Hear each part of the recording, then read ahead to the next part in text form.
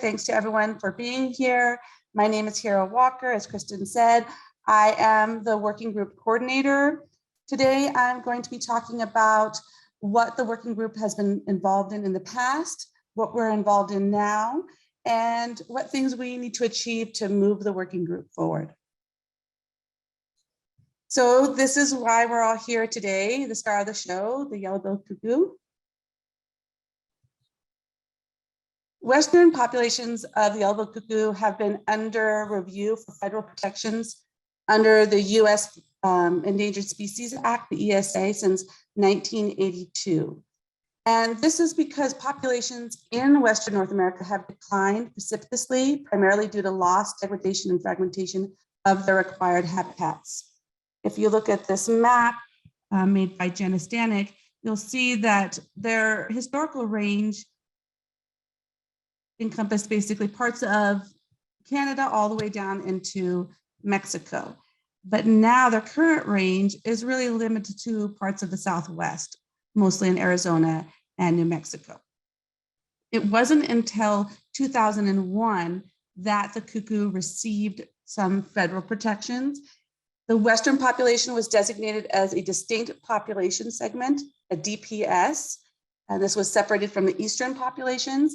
And it was designated as a candidate species, which means that it was warranted for listing as endangered or threatened, but that it was precluded from listing by higher priority actions. After the cuckoo was listed as a candidate, there were a number of years, about 11 years, where there were these status appraisals to try to determine whether or not the cuckoo should remain as a candidate or if it should be uplisted or other things. Then it was finally listed in 2014 when it was listed as threatened. The yellow-billed cuckoo working group formed in 2008 at the time when we were having those annual appraisals, that long period of having annual appraisals, but no uplisting. So the first meeting of the working group occurred in October of 2008. And one of the main purposes was really to try to support efforts to assess the status of the cuckoo and get it uplisted. Specifically, the working group wanted to address the need for coordinated scientific management and recovery efforts. Also the complete and disparate information on the yellow-billed cuckoo in the West, and the need for effective standardized survey protocol. And then over the next 3 years, we developed a standardized survey protocol and forms. And I think this is one of the major successes of the working group. We also focused on compiling data from Western states. We applied for a grant to fund West-wide breeding surveys, US West-wide. We drafted a conservation assessment, and we informed the US Fish and Wildlife Service their efforts on annual candidate status assessments. We also established membership. We created a listserv, and we organized 2 symposia. I co-chaired one of those with Matt Johnson in San Diego, and I chaired another one here in New Mexico. And then we held in-person meetings and conference calls. But then the working group kind of went dormant for a while. This was after, it was around 2012, and it was after we did not receive the funding for those West-wide breeding surveys. There was no funding to support the working group and their activities, and there was no leadership to kind of move the working group forward. And then in 2014, Don Stanek with the Southern Sierra Research Station created a Google Groups listserv to re-engage the working group and encourage in-person meetings. For a few years, the listserv saw a good amount of activity. You can actually go back in the listserv and look at postings and see what people posted since the beginning of this listserv. And you can see that there was some activity and there were a few in-person meetups among members. Then the working group went dormant again for about 3 years. This was until about June 2021, when Jenna Stanek with the Los Alamos National Labs re-engaged the working group with a focus on establishing leadership, developing a strategic action plan, and holding regular meetings. And so building on this vision, Jenna and other members of the working group immediately began working on moving this working group forward, on building on the successes of the previous working group efforts. One of the first things that we did was to adopt the original mission statement of the working group with just some slight modification to wording. So right now, our mission is to bring diverse partners together to promote scientific research and monitoring that contribute to the understanding of the Western yellow-billed cuckoo population distribution, status, trends, and threats, and lead to effective recovery actions. And I just wanted to mention that this mission can evolve over time with our changing priorities. We also wanted to establish our geographic scope. And right now, our geographic scope includes the entire Western BPS breeding range, which means that it includes parts in Canada and parts of Mexico. We're also considering officially expanding our scope to include partners from the non-breeding range. And we're really fortunate, as Kristen said, to have folks from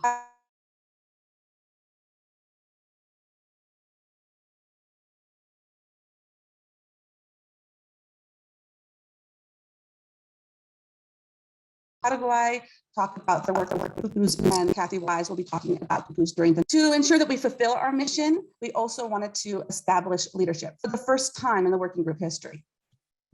Right now, we have a 12-member steering committee with a coordinator, which is me, and this position is a volunteer position until we receive funding or obtain funding, I should say. We also have 5 subcommittees, and we do need chairs for these subcommittees. Jay Carlisle will be talking about this a little bit later on today. We also established a schedule for when we meet. The steering committee will have quarterly meetings. Tentatively, they'll be in January, April, July, and October. I'm thinking that the subcommittees will establish their own schedule of meetings, but we do hope that they regularly send status reports to me, and I, in turn, will share this with the steering committee. We also created sort of a guiding document for the working group, which is a strategic action plan table. This came out of the really great discussions that happened in the November meeting, where goals and objectives and tasks are identified for the working group. And then I took that and I put that into a working action plan table. And Jay Carlisle will be talking a little bit more about that and trying to see if he can get some folks to sign up as leads for those actions in that table. Some of the things that we still need to try to figure out as a working group is, will we establish term limits for the steering committee? Will we appoint a steering committee chair? Jenna Stanek has been acting as a de facto chair, and I really think that it's important that we formalize her role and really honor the work that she's been doing. We also need to think about how we're going to select steering committee members in the future. Are we going to nominate them? How are we going to elect them? Are we going to vote as an entire working group on who gets to be part of the steering committee? We also need to think about how to secure funding for the coordinator position. We're also trying to ramp up our communication as a working group to encourage communication among our members. As I mentioned, initially communication was really, listserv based through an email listserv, and then now a Google Groups listserv. We're going to continue with that listserv. Right now it has about 200 members. And if there are folks out there who are listening to this talk, that are not a member and you want to be a member, just ask me, just send me an email. As an aside, I want to mention that the listserv is not a one-way line of communication. It's not really just a platform for me to send out announcements to the working group. Members can also post to the listserv. You can post questions, you can request information, etc. Also, to encourage dialogue among our members, we are planning on holding 2 working group meetings per year, one in spring and one in fall. And Jenna Stanek will be talking a little bit more about possible topics for the fall meeting later on today. We've already had one fall meeting as part of what I'm calling the Working Group 3.0. That was the Road to Recovery Symposium, and we're having the spring meeting right now. Another great thing that we've done is we've created a point of contact, which is me, with an established email. And this is my email, coordinator@yellowbilledcuckoo.org. And we also now have a published official website. which is yellowbillcuckoo.org. This website is something that I created and donated to the working group, but in the future, we'll probably have to secure funding to keep it going. So I encourage all of you to take some time and go check this website out. It's all of our website. It has a lot of information, good information there about our mission, about the things that we're involved in, about news on our members, trainings. Some of the trainings that are upcoming this year are listed there, events like today's meeting, and also we have a resource page. The website is under construction, and I do want to add a lot more information to this website. I really would love to have more pictures, so please send me pictures of cuckoos that I can use. I just wanted to mention down here that the Fish and Wildlife Service is just overhauling some of their websites, and so some of the links that I have on this website to their website are broken for now, but I will fix them once they establish those links. Another thing I want to mention was that on that resource page of our website, I'm really thinking about having a literature database there. The working group, is considering being a repository for cuckoo-related literature, and I think this could be really useful for partners and for stakeholders. I'm thinking about putting like a searchable bibliography on the website first, and then including links to published papers and open access documents later. And this will kind of get around as a workaround the fact that there's a lot of reports out there that have sensitive information on cuckoos. Thinking about creating this bibliography through a crowdsourcing effort, I'm guessing that a lot of folks out there that are listening to this talk are like me and have files filled with cuckoo-related literature. And so, I can create a working bibliography, and then I can send it out to the working group to review and to add to. And then it can become a working document where we continually add new literature, new papers, publications. One potential good source of information for this bibliography is the U.S. Fish and Wildlife Service. I was told that the U.S. Fish and Wildlife Service now has all their literature used for listing and designation of critical habitat in a Zotero file. And this is for internal use because it does contain sensitive information on cuckoos, but they can share their bibliography with us. And I'm just thinking that having this literature database could be helpful to the Fish and Wildlife Service in the future when they send out announcements that they're looking for information for regulatory decisions, because we'll have this bibliography, excuse me, that should have all the most recent literature on it. So in addition to establishing the mission, the geographic scope, leadership, and communication, there's also a lot of exciting progress going on right now on subcommittee action items. Just to go over real quickly, we have 5 subcommittees: research and monitoring, recovery and planning, restoration, grants and fundraising, and co-production. And I'm going to talk a little bit about what we're doing under these subcommittees for most of the rest of the talk. So let me start with research and monitoring, the research and monitoring subcommittee. As a working group, we really want to promote a collaborative approach to science, multidisciplinary, transdisciplinary approach. And the working group is involved in trying to promote, all parts of the scientific process: co-development, co-implementation and standardization of methods, co-dissemination of research results, co-curatorship of the data and other products, and also data centralization. Right now, in terms of co-development, I did mention that we have this action plan table, but we've identified some priority actions and put it into this table. And I just wanted to mention as an aside that Patty Warner will be talking in the fall about using a structured decision-making process to prioritize some of these actions. We also, as a working group, last fall identified some priority research topics, and I input these into an infographic. This is on our website, and you can go download it and share it and use it.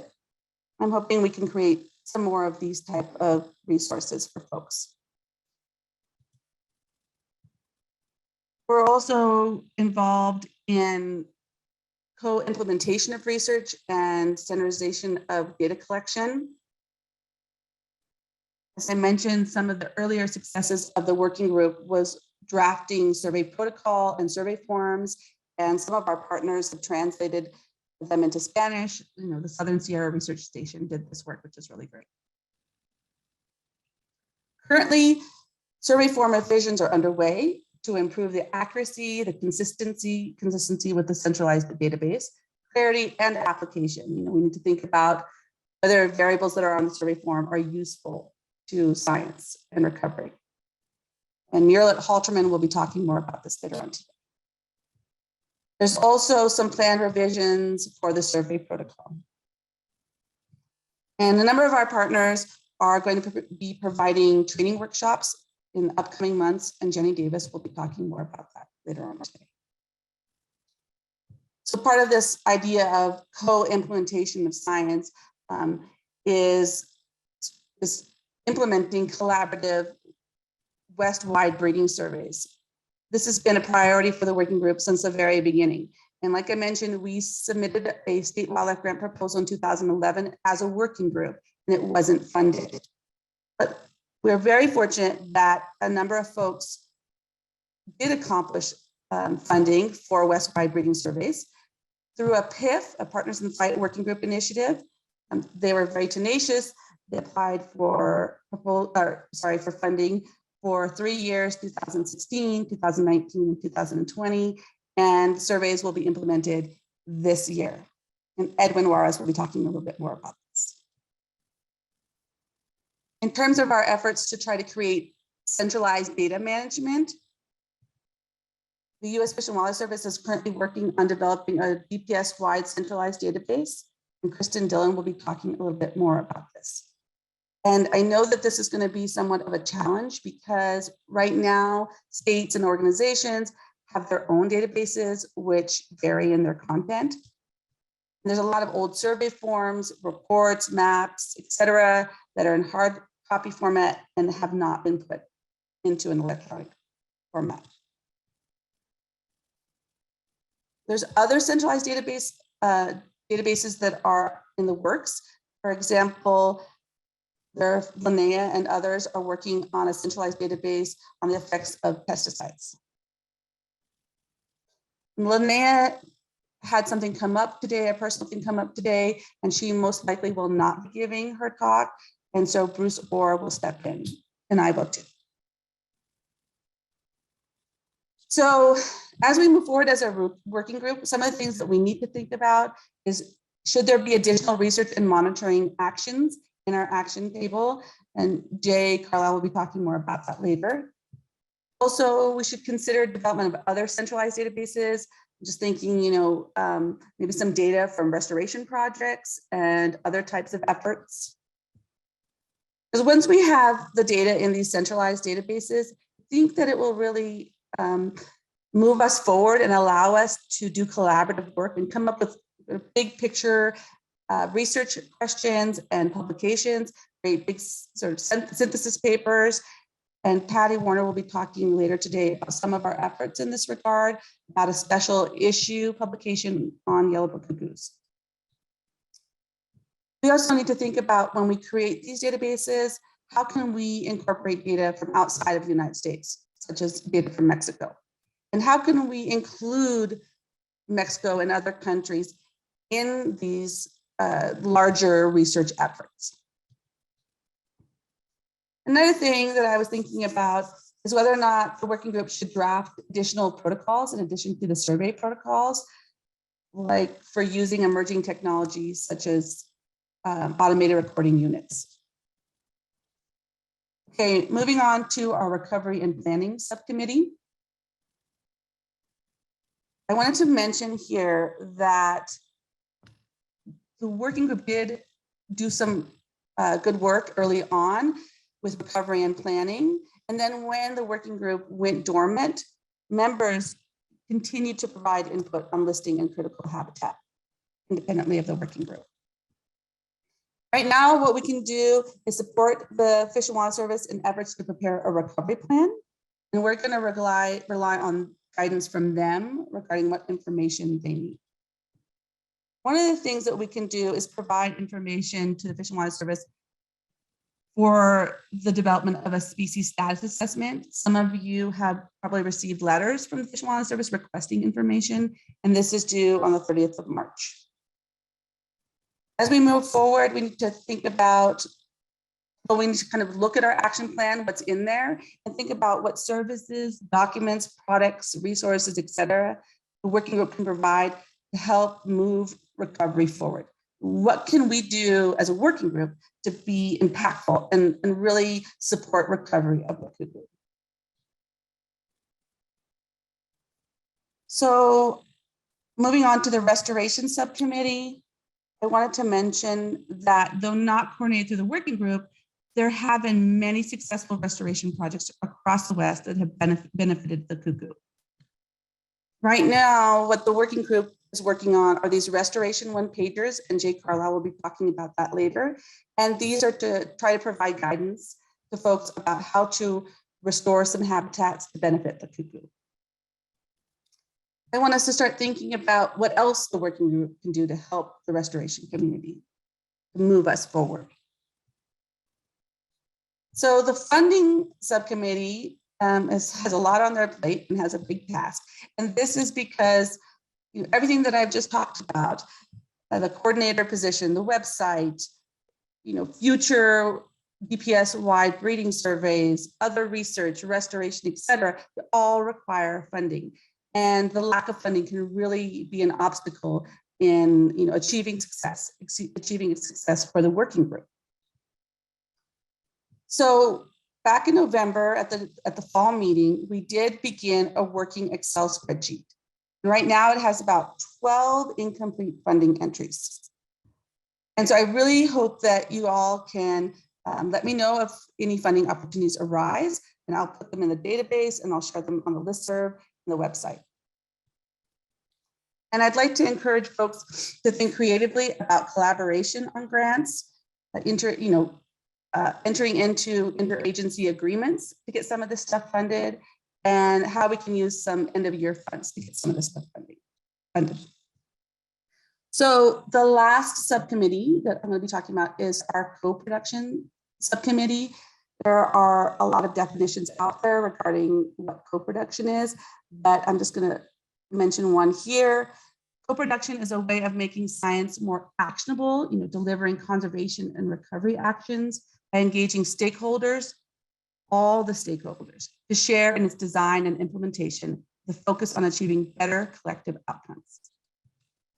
The working group has ongoing efforts to engage a diversity of stakeholders and partners across the cuckoo's range, but we need to think more creatively about how we're going to boost membership and participation. How do we bolster involvement from partners, let's say from Mexico and outside the breeding range? And maybe we need to be looking at our listserv and try to figure out, are we missing folks? What folks are we missing? Do we need to send out a formal request for participation? Some of this happened early on in the working group, and maybe we need to do it again. And I think, there's value for us to just get out there and meet folks and network with folks working in our community and our study systems. So in summary, I just want to say that this is your cuckoo, this is your working group. The working group has been working so hard and has been making just great, exciting, significant progress towards ensuring the success of the working group now and in the future, and achieving our ultimate goal of recovering the yellow-billed cuckoo. And I also want to mention that having an involved and engaged community only increases our success. So I encourage you all to think about how you can be involved in the working group.